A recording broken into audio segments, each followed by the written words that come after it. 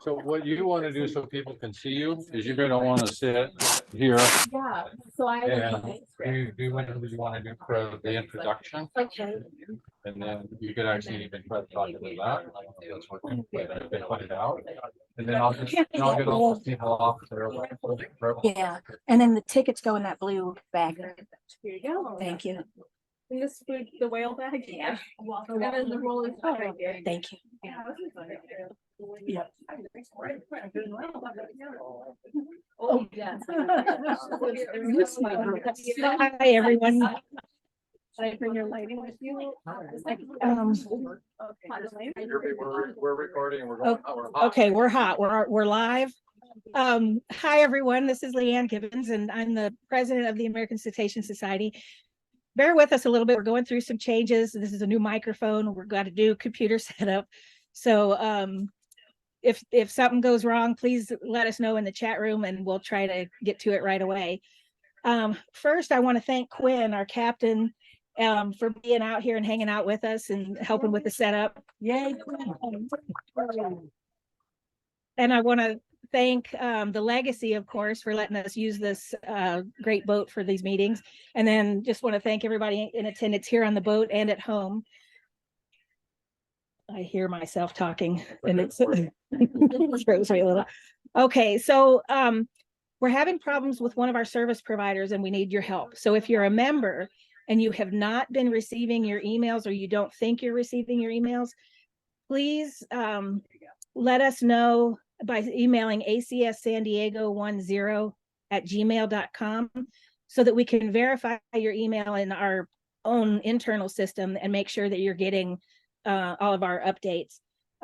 If you're here this evening, if you'll sign in and put an asterisk by your name so that we can, again, contact you and let you know or make sure that we have your correct email address. Also, if you have any questions for me or for any of our staff, please be sure to let us know at ACS-San-Diego10@gmail.com. You want us to put an asterisk for what purpose? If you don't think you're getting emails from us. I'm not, but I just joined today. Okay, well, let us know. Yeah, go ahead. If you just joined today, go ahead and put the asterisk there because there is a delay with the provider that we have from the time that you sign up with our national program and then by the time we get the email, so you know, a good amount of time has elapsed. So we want to make sure that we're getting everybody. We will not have a presentation in December, but we'll be starting up in January with marine biologist Dr. Thomas Jefferson, and he's a longstanding ACS member who will provide us with a marine mammal conservation overview and an update on gray whales. For this evening, if you're on Zoom, please put yourselves on mute, and any questions that you have, put them in the chat, and we'll address those at the end of the presentation. And then for those of you here in person, if you'll put your phones on silence and hold your questions until the end, and we'll take care of all the questions at the end. For this evening, I'm excited to introduce Jeff Huston. He is a ACS member, and he's a Natural History Museum whaler. And he's been doing the whaler Natural History Museum naturalist stuff for over 5 years. He's also a docent at Crystal Cove State Park and has an ACS-OC, which is the Orange County Chapter Cetacean Naturalist Certification. He's a pediatric dental specialist and has an MS in medical genetics. He loves to swim in the ocean and he loves to play with his grandchildren. Tonight, he's going to talk to us about the Siberian Yupik culture and Aboriginal subsistence whaling. Without further ado, please help me welcome Jeff Huston. Thanks.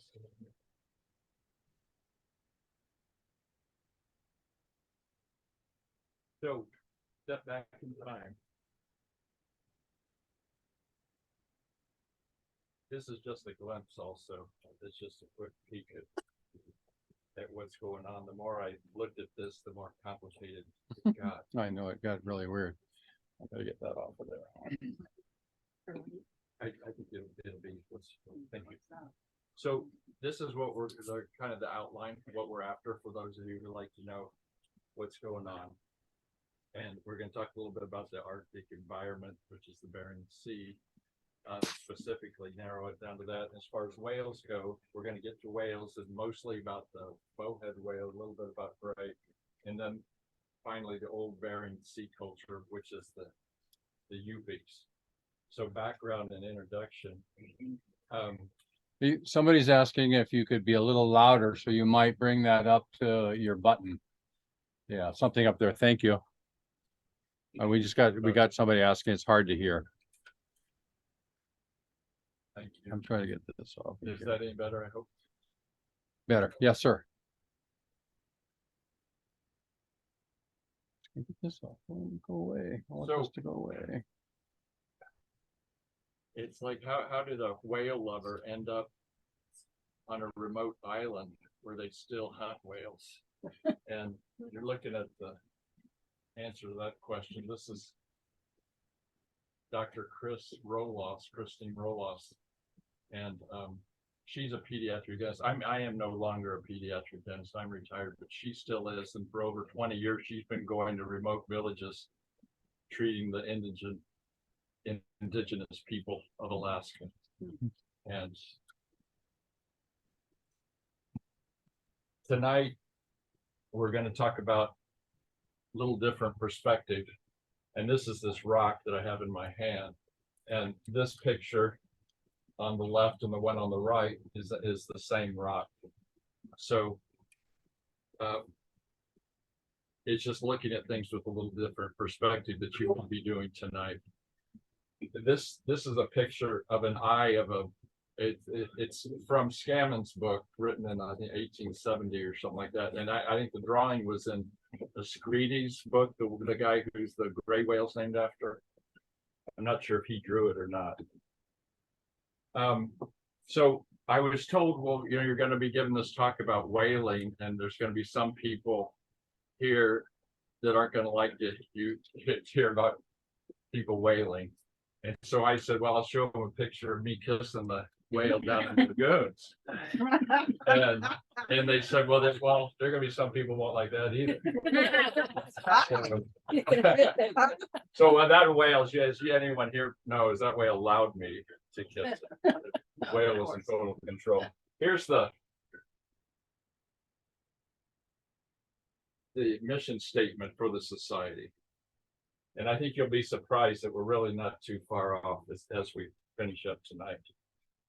Like I said, what changed me when I'd give my talks, even when I was on board doing whale watching or at Crystal Cove. I would tell people, to their surprise, that there's still 5 or 6 countries that are still killing whales. And then I read this book. This one over here, it looks blue, but it's purple. And that was about the macaws in Washington state that's harvested a gray whale back in the 70s. And that's why I read that, and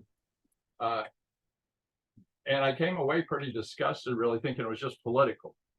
That the reason they had done that, and most likely they had harvested a friendly, where they were talking about the whale came up to sacrifice itself and everything. You know, if anybody's been down to the lagoons, you know that the whales come up, just like when I was kissing that whale. So having said that, we want to look at their side too, and their treaty, the Treaty of Nea Bay, from like 1890, it had not been honored ever until, and that was one of the reasons they wanted to take that whale, was because it was their right to, and had never been honored for since however many years that is. So I ended up in Sabunga and Gamble a week each in these 2 cities up in St. Lawrence Island. We'll get to a map a little bit later on, but right now, if you hold your hand like that and like that, it ain't gonna work really because it's dark. But my hand, has anybody seen how you make Alaska out of your hand? That's Alaska. Yeah. So, and here's Russia, and where like this finger is, and there, right in between there's an island, and that's St. Lawrence Island. And on that island, this is like a little bit about the ecosystem. There are no trees. There's no cars. They have ATVs that they call Hondas. Everything's Honda, and each of the two villages has 500 to 700 people. I read both. And out of those 500 or 700 children, about 120 in each village are under the age of 10.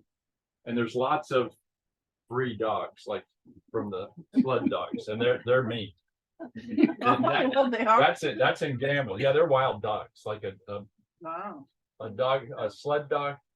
All they do is run, fight, eat, and make love. And big and bite. So this is a famous mountain. Now, Chris, who I showed you at the beginning, Dr. Roloff said there we called her Dr. Olaf. Her last name's too much. They're really into the movie Frozen, the kids up there. But she forgot to tell me that 2 dentists had been killed. Oh, what? Getting to Subunga. Oh, my And God. yeah, and How? in the airplane. It's a bush plane. It's one of the most dangerous planes, and the weather there's just out of the world. It's really harsh weather. This was, if you want to look up a lot of this stuff, there's so many rabbit holes to go down, and it's so complicated that you may want to, like, remember some of this stuff to look it up later. But this is a picture of a skeleton, and there was a famine of 1878 to 1880 on Subunga, and it thought it was because there's like 7 theories, but the big one was it was whiskey that they had the whalers, the Yankee whalers had traded whiskey with the men, and they didn't do their normal hunting. But also there's talk about the weather. But anyway, there was 4,000 people on the island prior to that, and afterwards there were 500 people. Wow. And about 2,500 left. But over 1,000 skeletons were seen by the crew of the Corwin, one who was John Muir. So John Muir writes about it, and this is there's a skeleton right there. They thought maybe there were over 1,000, and of the 2,500 people left, also about most of the skeletons left too. They were taken to museums, and they're trying to get them back to bury them properly. But this is a sacred hill. You have a map of? It's coming. Oh, good. The map's Okay, coming. cool. I tried to kind of cut Okay, the cool. slide so we could keep. Okay, The cool. other thing, when we were there, Wow. there was the worst storm since 1970, the worst storm in Alaska. Oh, my And God. it was the worst storm ever recorded in the month of September, Oh, ever Wow. in history. oh, wow. They called it big wind. But as Dr. Olaf said, wow, there's weather out there, Jeffrey. Now, I got out, like we were in the clinic, we were working from like 7 to 7, and that's a whole nother story. I'm a pediatric dentist. Hopefully none of you knew what a pediatric dentist is, that you'd ever have to take your child to one, but we're trained in the hospital, and it's kind of anyway, we don't get all into that. But so I'm walking so after the clinic, it didn't get dark till like 10 o'clock or something. When the clinic closed, I went out walking. Nobody else was into it, but like the first time I was walking, I saw these 2 boats, and they're like little aluminum skiffs. And after the storm, I went back the same area, and that's that It's boat, like that and that different one's types of gone. television. Oh. What So it just like crumbled like cardboard. episode? Oh. And then that's looking out during the rain and the storm and all that, and they're starting kind of to clear a little bit. But all this weather stuff, if they say weather depending, it means totally something different there than what it does. So just like some things you may want to about the pollution, the military waste that was left there after World War II on the island, the noise pollution. Noise is really big for bowhead whales when they break through the ice. The other ones, that they know where they broke through the ice, and they don't like break through the ice all the same holes. They don't create all the same holes. But anyway, so noise is a big deal. Oil drilling, melting ice. But you know, it's really paradoxically, with the melting ice, there's supposed to be more gray whale babies, and then more ships going on. So those are things of interest. So now you get into whales, and here's the map. So does anybody recognize that map? Anything else? Yeah. So I mean, if we use that as a whale naturalist with the San Diego Museum of Natural History, we do what they call working the line. And we've been using this, so I've been using it for over 5 years now. And you know, little did I know that this little yellow dot right there, that I was going to end up there someday. And essentially I did the gray whale migration. Yeah, so we're here, SoCal to Seattle to Anchorage to Nome. You know what they say, there's no place like Nome. And then to Gamble, then with that island is essentially the rocks, little pebbles. And in order to get to the next village, we had to fly back to Nome and then fly back to the island. The only way you could cross over, like in the snow with your ATV or with sled dogs. But... So which whale, now this may tweak some of you, but we should probably just, what has the biggest head? Bowhead. Biggest mouth. Second biggest body. You know, what do we say? What do we always see? What's the second biggest whale? We always talk about there's fin, but some places you look up and they say it's the, so it's, I know it's all bowhead. yeah. The densest blubber, the thickest blubber, like over a foot thick. The baleen. Do I have the longest baleen on there? No. Put that on there, but the longest baleen up to like 14 foot. And then you know, and it was the commercial whaler's favorite was the bowhead, and also the oldest living mammal that they think lived up to of any mammal. Marine or land mammal, up to 200 years old. Wow. Yeah. So anyway, I'm into the bones and the teeth, but but this is at Balboa Park, that little gem right across the street from the museum, that little gem place, you know, where you go get the coffee and all that. Then this is what they said of either a right whale or a bowhead whale. That's the side angle of it, same thing. And then this is from the museum too, the fossil, the picture over here with the strainer, which shows the bowhead whale jaw. This is from Scammond's book. And if you look at the arch there, I think this one I think they said at the museum that this was a right whale. But the angle of that, because I think that could be a bowhead whale too. The one at the museum may be mislabeled. And then this is in Mission Viejo. Here's another, Jacques Cousteau, that's right. Yeah, and he, back in his late 70s, 80s, they found in Mission Viejo in Orange County, they found this fossil, and he was doing a documentary up in LA and came down. But anyway, that's another bowhead whale, and this they said could be 5 million years old. Just so they were down here, the bowhead whales down here. And here's the bowhead whale. This is the International Whaling Committee put this out. And here's all some names of just for the bowhead. Arctic whale, great polar whale, ice whale. And then here's the thing we talked about. Over here's this map again. And these green arrows, I added the green arrows and I blew this up just so you could see it a little bit bigger. But here's Russia. And here's Alaska. And then that's where we were, right up in there. And the interesting thing about this is that this is the gray whale feeding ground that we're always talking about.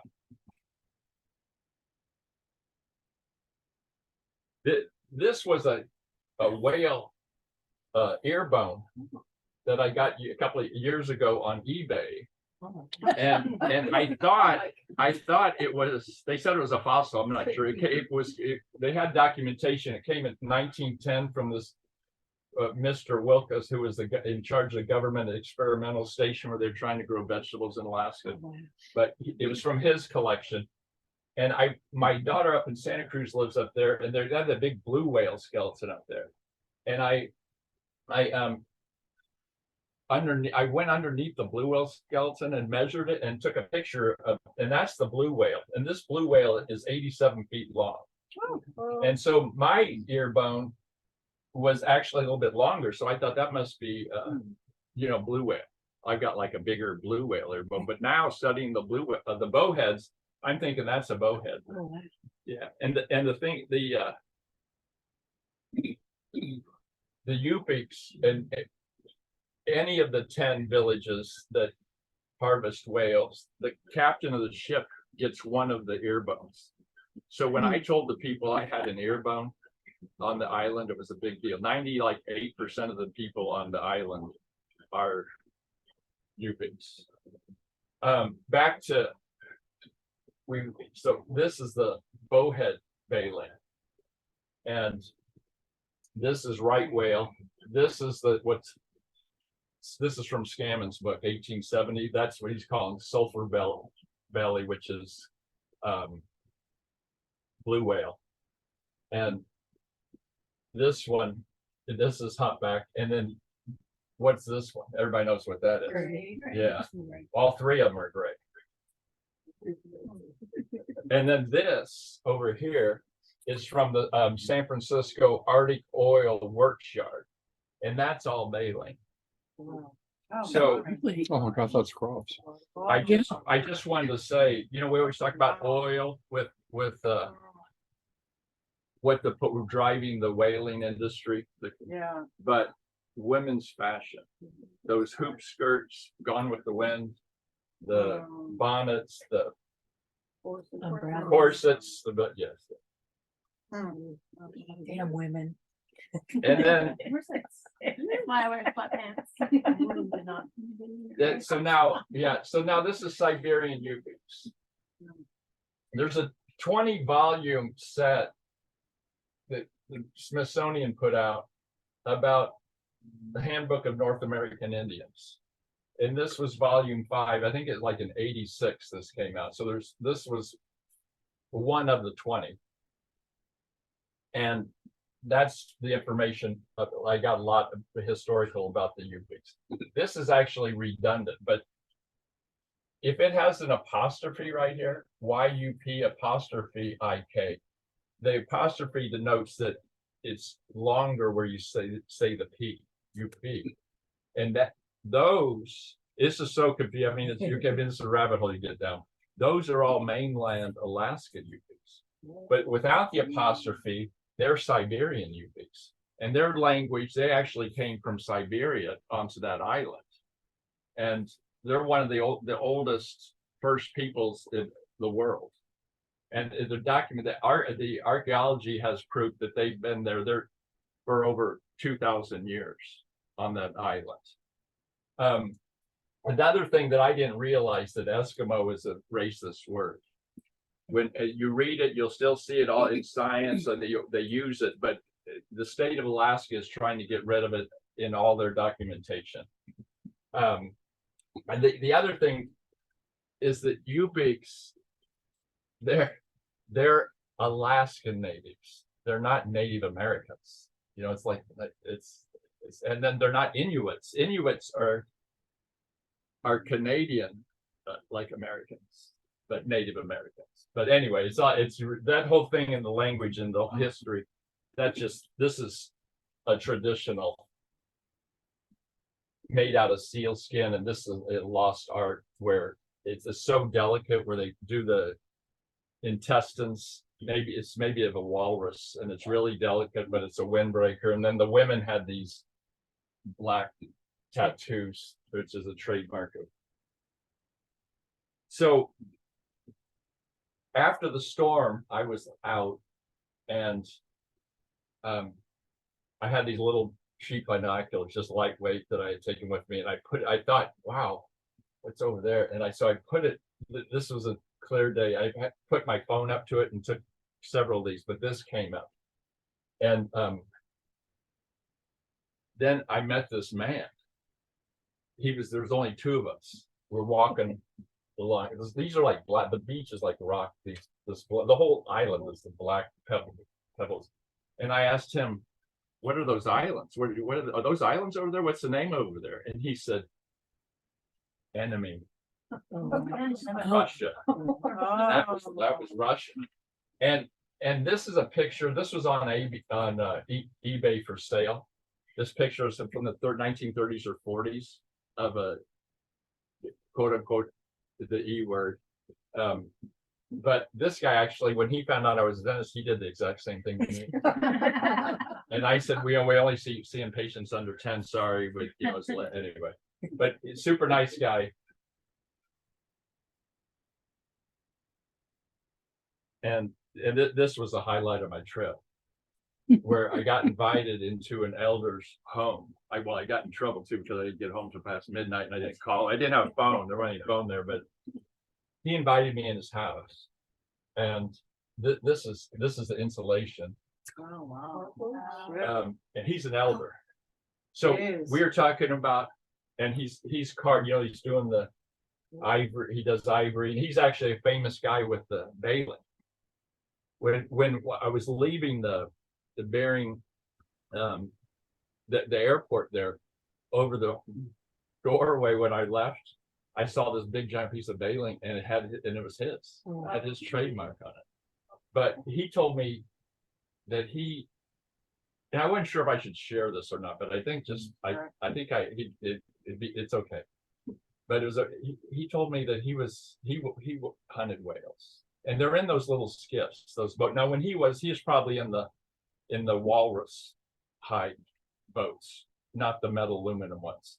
But the one, has anybody heard the Nantucket sleigh ride? Mm-hmm. Yes. Where when the whale gets, and then it takes the harpoon and it's running with the line, and the line's about this thick. And back in the old days with a wood boat, they pour water on it because the friction of the line going out of the boat, where it's like the reel of a line going out, was so hot that it would catch on fire, so they pour water. Anyway, his friend got wrapped in that and cut in half.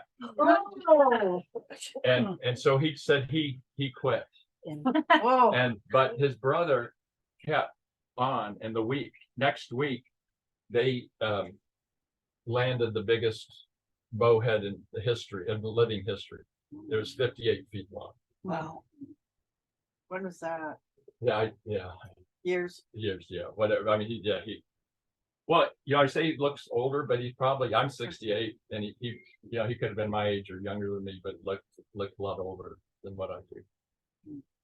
That was part of the gift with their diet, and when the Yankees and the Europeans came, and they used to live to be, average was like 50 to 60 years, and 80 to 90 years, but now their lifespans decreased to like 50 or 60 years. And this is his trademark. These are some of the items I brought home. That I had before the year. I also met a guy who was older than he was, the owl expert out of Ivory. And if you don't work at the clinic, or you don't work at the school or the post office or a government building there, then you hunt.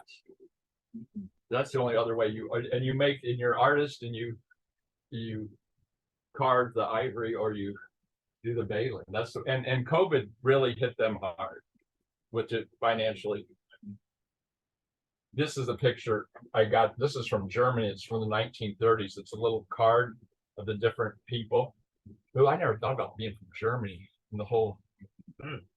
Anyway, but there's that coat. That was the intestine. Of a Yupik, yeah. Of a Yupik from 1930s. So I developed this list myself about the types of whaling. If you Google it on Wikipedia, they come up with like 3 types of whaling. Subsistence, right, and commercial. But I kind of there's all these different things that I'd run into. The political one, I think, was the one in Nia Bay, the macaws did, that I showed in that purple book. And here, from Captain Scammons in his book, he referred to civilized whaling and then savage whaling.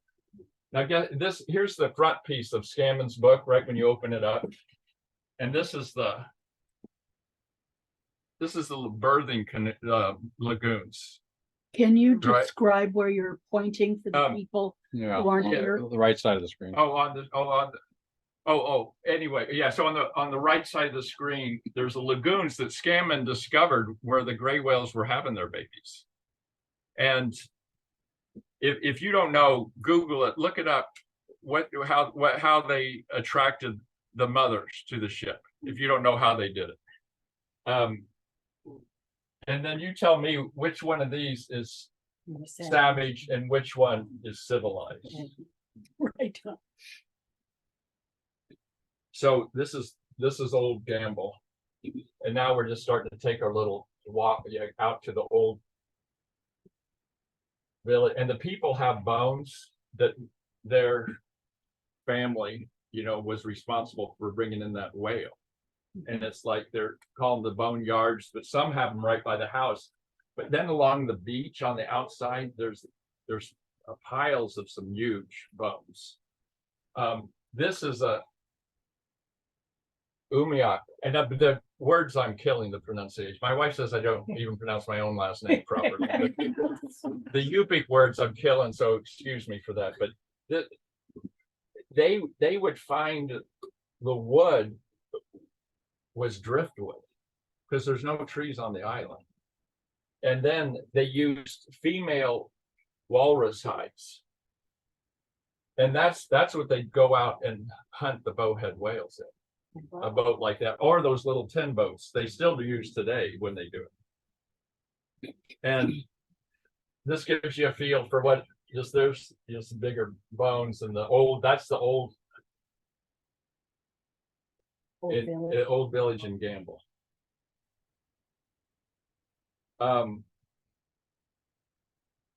That's just huge. That was like the fossils those ones I showed you earlier, they estimated those fossils were 9.5 feet wide and 14 plus feet long, and I think that would have been bigger than that.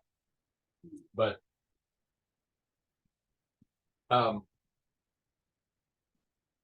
it's almost Thanksgiving. It's coming up, and we're gonna probably have celebration with our families, and so are the Yupiks. They're going to have celebrations with their families too, and we have tradition, 400 years old tradition from the Mayflower. We're having Thanksgiving dinner and having the turkey. They'll have a celebration in the villages, but instead of just like a nuclear family and a big giant turkey, it'll be the whole community, and it'll be whale meat, bowhead whale meat will be the celebration. And just if you just think of like how tied in from our childhood we are just to the Thanksgiving tradition, and it just gives you a little inkling maybe of they're tied in to the bowhead whale this for over 2,000 years. And of all the things, I think the word is acculturalization is where groups are assimilated into other groups, and there are a lot of times it's forced assimilation. Yes. And they lose so much. They lose their language and their religion and their just all sorts of stuff. But the one thing that persists more than anything is the whaling, is the hunt. They're hunters. My relatives, the Europeans, are agricultural. But they say the ocean is our fun. And it's Well, they don't have a lot of other choices, do they? that's the word subsistence comes from, survival. There is no, and the other thing is about survival, and that word subsistence whaling. There's sustenance too, sometimes they call it. There's that vocabulary is interesting, but I was on the Crystal Cove hike, and there was a man whose first language wasn't English, might have been some Middle Eastern of some sort. But I asked if anyone knew what that word meant. Subsistence.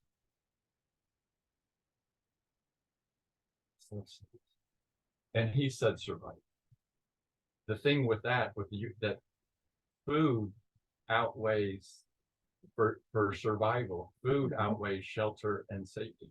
Like that guy where they're going out for the bowhead whale. It's totally different. It's just hard for us to get our heads wrapped around it. Here's some. I wasn't going to show a lot of the pictures, but this is still decomposing. This bowhead whale.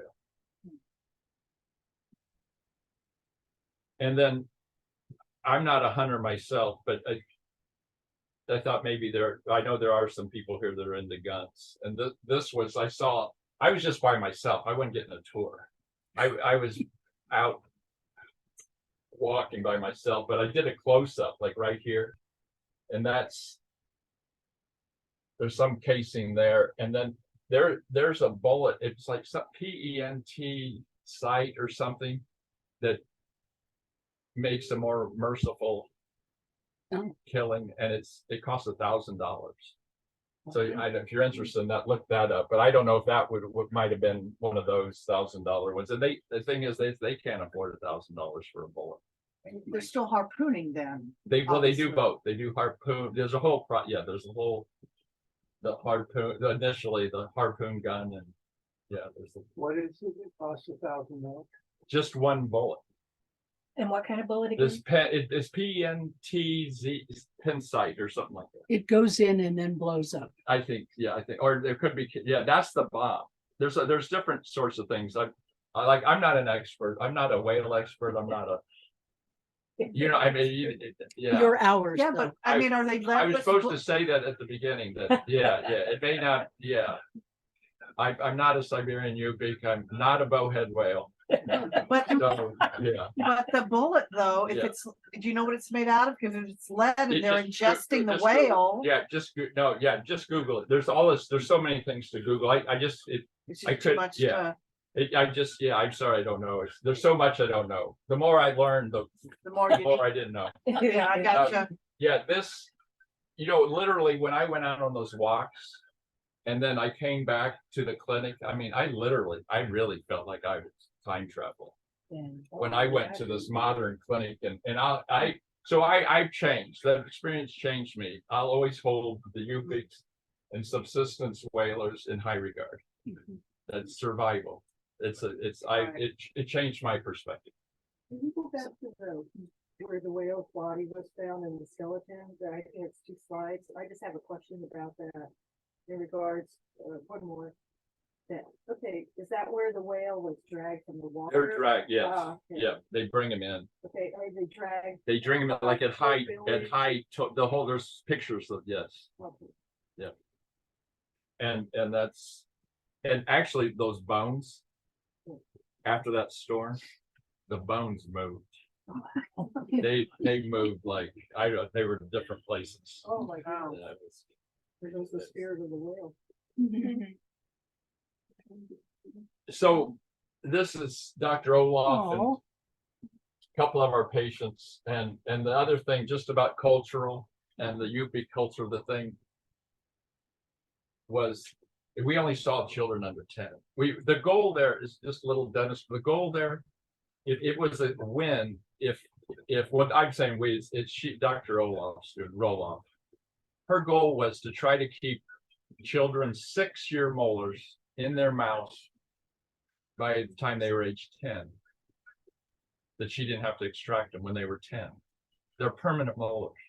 If that would be a victory. And so, like she says, people don't have any idea about how life works out here. Well, you wouldn't think though that they would have dental problems. I mean, I don't. I mean, if they're just eating, they're not drinking like, Dr. Pepper, and they're not. I mean, Sugar, like in 1910, sugar was the rich man's disease. But they have our diet. That's what they're getting, the European diet. They're not on that same diet anymore. That's why they're not living as long. That's why they have diabetes. okay, so they're not. Yeah, they're getting Okay, I food thought sources. I thought that they were true to the culture, and Right. that would include. But No, they're, so it's they're So it's as not. true as they can be, trying to adapt, and they're caught in the middle of this. So they got both- Yeah, I mean, both the alcohol, diets, yeah, the both diets. alcoholism, the high suicide rate, mental problem, it's. Kind of like the. And then, like I mentioned just a little bit about the military facility was there and all the pollution there. One time there was a patient that chair asked the mom if he had a little eye infection, and she said, no, that's from his cancer. So really high incidence of cancer, PCBs, the breast. I mean, anyway. So if you Google it, if you're interested in it, there's a lot going on. Well, thanks for your attention and I wanted to. yes. Pointed out some really good stuff when we were talking about the changes in the ocean environment and how, like you said, the cancer rates were increasing, and that even the birds displayed signs of ocean She had problems. showed me a picture of like a drunk bird. She called like a drunk bird. Yeah, it was from toxic. Yeah. And the melting ice, like Charles had from the Natural History Museum, he had an article about when the ice melts, that there's a lot of chemicals that are released from it also. So that's our gray whale feeding ground that we're talking about. Right. Yes. Now, are they, I mean, like, so culturally, are they harvesting year round? Or is this a specific time of year? No, the bowhead whales are the only whale that's in the Arctic year round, but they just, I think it's like in fall and spring is when they get closer to where they're going out to harvest them. And how many? The big thing there really is walruses also, but I didn't want to try to stick with the bowhead whales. Yes. And what numbers are they given to? I mean, how many can they take? Yeah, I had some notes here that I didn't want to miss some key points, and that was one. So there's different organizations, and they have their own organization, the International Whaling Commission, and then NOAA sets the quotas. So within the quotas, then they can take a certain number, and then they also have what they call strikes. They can strike the whale, but even if they don't bring it in, it still counts as a strike. Oh, no. But the thing is, there's 4 groups of bowhead whales, and all of them are endangered. But the group specific to the Bering Sea is actually increasing 3% every year. Wow. And their numbers are the best of all. And the Yupiks help with the sciences. They allow them to take DNA samples and learn more about the bowhead whales. They help them with the numbering the bowhead whales, because the scientists were using like acoustics, but they don't know like where to place the acoustics. And then through generations, the Yupiks know where the bowhead whales are and where to set up, and they work together. You kind of answered this, but one of the questions from the Zoom audience from Dr. Dave is asking whether they're exempt from the Marine Mammal Protection Act. Is that group of individuals? They must have some exemption. Right. For And it's subsistence whaling. Yes, it is. It is. Now that, when I if that's Dr. Weller, hi, Dr. Weller, enjoyed your presentation last week. And also the Endangered Species Act, because it's an endangered species. And because it's endangered species, that's when they set the quotas with the International Whaling Commission and with NOAA, the sub part of NOAA, which is the fisheries segment of that. And then there's the Alaska Whaling Commission, which are the Native Alaskans are all on that commission. So they all 3 together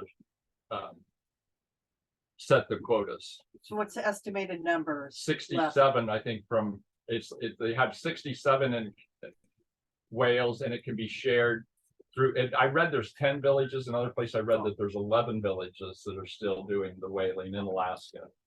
And then within that, and so the quota, the strikes can roll over to the next year if they don't use those, and they can share them between villages also. Oh, and how many bowheads are left? I think in that area there's like 1,500. Okay. Wow, that's not a lot. But I'm not. Did you look that up? Definitely look that up. And how many of these little islands with communities are there, do you think? I mean, of the Siberian peoples. As far as I know, this is the only island with the Siberian Yupiks. Are there other? There's other islands, but I don't think that they're the same. There's another more where the Bering Strait is. That Captain Cook was trying to discover the Northwest Passage. That was another thing I wanted to mention too. I don't know that much about Alaska to tell you that. I was only there once before that, but that Bering Strait, that's the gray whales, and it's interesting because we're just up from where the island was. So I was in the Bering Sea, then there's the Bering Strait, and then it gets to the Chukchi Sea, and then to the Arctic Ocean, and then to the Atlantic Ocean, and then wasn't there a gray whale in the Mediterranean Sea? So our friends, the gray whale, found the Northwest Passage that Captain Cook was trying to find years ago. That was yeah. And the Bering was named after Vitus Bering, who he was sailing for the Russians, but I think he was Danish. And it was on and then they named it St. Lawrence Island, because it was on the feast of St. Lawrence was the day when he landed on it in 1780 or thereabouts. Yes. So, when you were talking about where the grays are in relation to the bowheads, are there not gray whales in this area? There are grays in this area. And so did they choose to But only they come bowhead because it's more bang for your buck, so to speak? Well, they said I asked that question too up there, and they said they'll take a gray whale if it washes up to shore, but they don't hang. Yeah, it's more definitely more bang for your buck. So they So don't to speak. really hunt. Right, gray. like Scammon said that was the #1 whale that they were after. It has with the dense blubber. There's actually the blubber also. I saw this YouTube. It was this nice Yupik man, and he was describing the meat on YouTube. It's short, and then there are all these just nasty comments, and maybe we'll get them here too. But it's just saying all these rude things to him, and he was trying to share what his people. But the interesting thing about that blubber, it's like MAKTUK, muktuk, and it's the skin and the blubber, and it's vitamin C. And there was a story about a shipwreck up there, and they tried to feed the sailors because they were dying of scurvy, but like half of them wouldn't eat the whale. They eat it raw, But right? They don't cook. They don't heat it, right? No, it was heated what the man was showing. They heat it before they eat it? That's part of the stigma with the word E-word, is that people said that it meant eat raw meat, and even to the point of like cannibalism. But then what it really means is like make snowshoes it's a French word, but still just because all the bad stuff that's associated with it, I don't. So they would cook it over the fire. They cook it over the They fire. cook it like, well, they would back in the old days, but now they have a stove to cook it. Okay. Yes. So they're not eating it raw. It's I like wouldn't pork. think, but I didn't get offered to eat it. A friend of mine asked me when I was going, "Are you going to eat some if you get offered it?" And I hesitated, and then she said, "Yes, you are." Yes. You are. Because if you didn't, it'd be rude. So then when I got asked, when I went up there, I was asked if I'd eat it, and then I said yes, but I was never offered it. They weren't gonna give So- you any. Their vegetables are all from the ocean, and They call it, well, the only time they get vegetables is after these storms, and they call them sea vegetables, and that's what that man was looking for. But the guy saw on the beach. yeah, that so showed like me the his- kelp and his the, It's like but it only comes after storms, but it's not that reliable of a source. so there's no garden. No, that was No, that, of that, the they tried to, well, some places maybe, but not here. I don't know if they had greenhouse. I didn't see any greenhouse. So is most of their food shipped in then? There's one store, and they're just said build another store. Yeah, it's shipped in. And is it like But- milk and, They do, but the Cheetos. prices are all like I took a suitcase full of food, like yeah, astronaut food, yeah, because the prices are astronomical. wow, But it's a lot of junk food. yeah. A lot of processed then that comes in at Yes, the little and that's stores. and that's So where that's where the teeth. and the obesity, diabetes, And cancer. all the Hmm. But anyway, thanks, yeah, look, oh, excuse me, go ahead. I've just got a question about use and storage. So like obviously that's a large animal.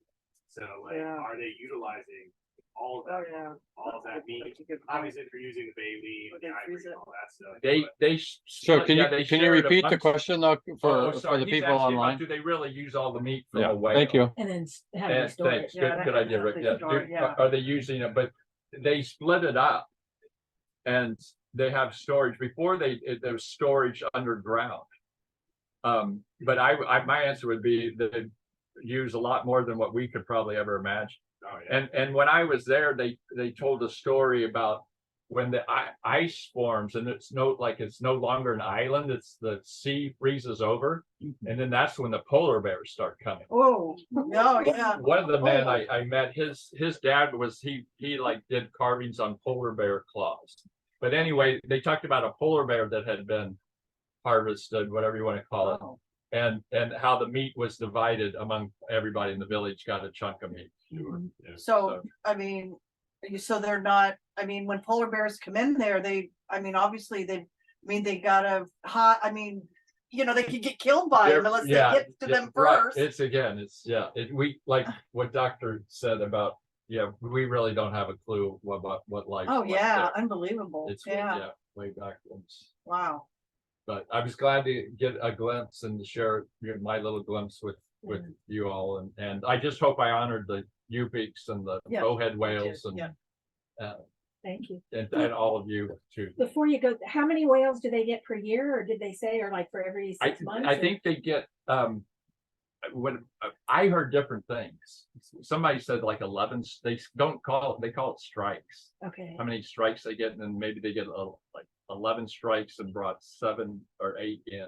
Okay. It's I So didn't it's realize 7 or that. And I 8 was for going to a mention, year? I was going to actually with Dr. Weller ask him, about when they talk about But like the nobody's numbers of the policing gray whales, and when they with these, I was amazed, like when they talked about the strikes and the whales and then not bringing them ashore, it really surprised me Yeah. how many are lost. And then even with sea otters, they said when the Russians first came in hunting sea otters, Oh, that yeah, they'd lose over 70% of them. Wow. They'd strike them, but they wouldn't be able to grab them fast enough before they sank. And that was one of the reasons with the right whale and with the bowhead whale that they tended to float a little bit more than other whales. And they're slower. It's really moves like 3 miles an hour or something. Also, the bowheads.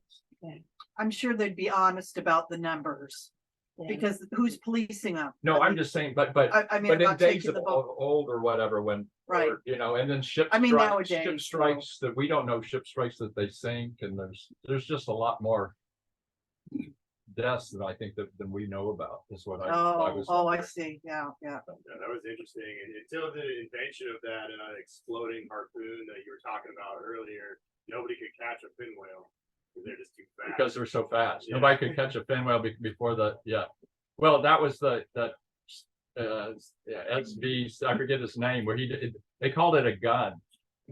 But when if a gun is on a ship, it's a cannon. Yeah. That's what they call it. Yeah. If it's a gun, a cannon's called a gun if it's on a ship. So it was really invented. That really changed the game with the fin whales and the blue whales. Yes. Gee. So it's my understanding they don't take any more than they can use because it takes so much energy and resources to go get it, bring it in, and take That's care right. of all of the. Yeah, Dee's saying they would, then she's saying they wouldn't take any more than they could use, but also it's so legally wrapped up with so many organizations, and because it's an endangered species, Oh yeah. that NOAA's there at the hunts. They're watching. Oh, and, they are. yeah, Oh. it's not. Yeah, it's all government. Oh. Yeah, Observe and I assumed control. they were. And so part of they had to when they went to do the quotas, they had to present all that data about what they were going to use and what they needed, and for all sorts of different reasons. But- Complicated, super complicated. Oh, okay. Oh, excuse me. I have a weird question. Did they have a fire department in those little villages? Like a volunteer fire department? I think now you're saying that, I saw a fire. I did see. Okay, I- a little fire. I mean, it wasn't anything like we think of here, but it was a little building. I think not just, I'm not 100%, but kind of, I'm sure they'd almost have to, but I have it'd an be hard to get acquaintance, to with those rocks. right, I have an acquaintance who lives up in the Arctic Circle in a Hmm. village, kind of like what Oh. you're talking about. And their biggest risk are fires. Hmm. Um, Well, because that was once the thing they down start, here, down here on the beach, you didn't want, like in the early days, you didn't want to live on the beach by where everybody wants to live now because the fire trucks can get down right, in the sand. I just wondered, No, thank it's you, inter- I don't it's a know. I mean, weird there has to be, question. but I don't know that would be a whole different thing too. Of how do they put out fires if there is a fire? I don't know how to see if I can figure out how I want to ask this about, because they're Siberian. So are they more considered on the Well, Russians and not Americans then? no, Or, no, see, or that's no. Siberians? You're right. Good. No. And then what laws See- are they see, governing by? their language, there's other Yupik, like first people in Siberia. And they're on the island, St. Lawrence Island is American. They're Americans. They're Alaskans. And So it's they're Alaskan. right. And actually now, since like the Native American Retribution Act, that may not be exactly it, in the 70s, where they actually got a choice if they wanted money or if they wanted the whole island. And their elders said that land is forever. We'll take the land, and they took it. So it's a sovereign nation. That's when the whole island is owned by the villages of Gamble and Subunga, the two villages I was at. They own the island, but it's America. It's Alaska. But no, what you're saying, but their relatives and their genetic relatives Siberian. some are Siberian. Not all of them, like for the 2,000 years we're always on that island. Some of them came from Siberia also, but after World War II, they no longer can communicate. Like there's a line there. They call it, you're like the Iron Curtain. They call it the Ice Curtain. And the other thing, when I saw those mountains through my magnifying glass on my that picture, I was actually looking into the future because it's tomorrow. There's timelines right there too. Oh, Yeah. So I can look into the future. It's just fascinating. The whole thing. There's so many Yeah. things just like here. And the kids, the teenagers, are they wanting to stay or do they want to come to the States? You know that Not Alaska, that's but the culture. what do you think? The culture is to be that they stay there. I mean, but And do they want to, Well, or do they? yeah, you'd have to ask them. Put the lights up again. I saw a little 2-year-old with a stick, Thank you. Right, like he's, like a knife. I saw like a 3-year-old with a life-size Bowie knife. so they're already into it. There's a picture on Facebook. A couple of my friends from there, and there's a 9-year-old who had just killed his first walrus. And it's so they're raised to, and Yeah, but they're wearing they're the American clothes, so the little It's not like such, they're wearing yeah. the cultural. Yeah, I mean, I'm sure there's just like every place they. Yeah, we can go to some Africa and they states, get some- t-shirts from yeah. Americans and they No, wear right, them. right. So- Yeah, okay, I gotcha. All right, So, thanks. thank you.